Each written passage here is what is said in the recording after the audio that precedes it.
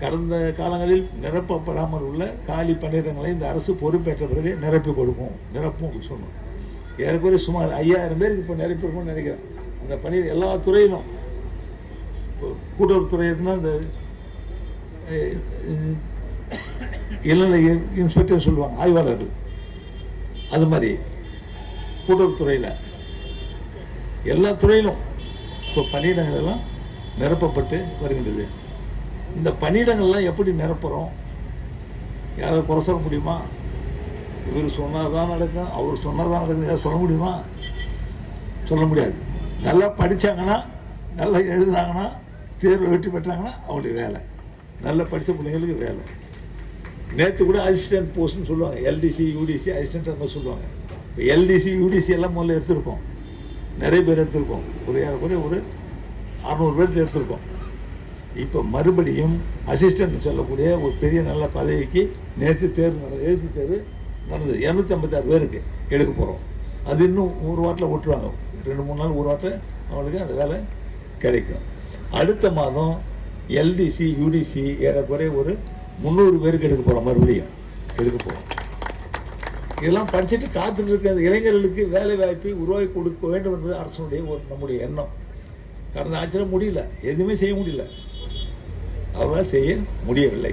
ஆனால் நீ பார்த்தா நிறைய குறை சொல்லுவாங்க, நிறைய பேட்டி கொடுப்பாரு. கடந்த முன்னாள் முதலமைச்சர் நிறைய பேட்டி கொடுப்பார்.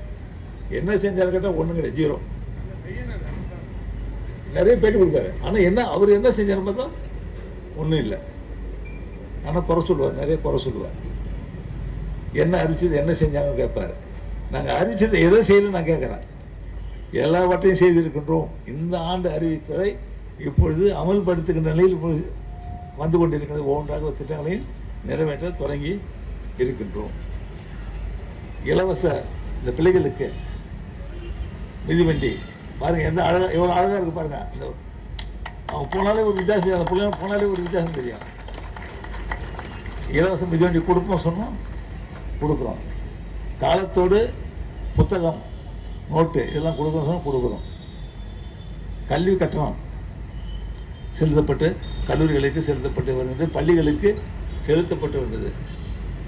ஒரு பள்ளியில் சொன்னார், ஒரு தனியார் பள்ளியில் ஒரு சொன்னார், என்ன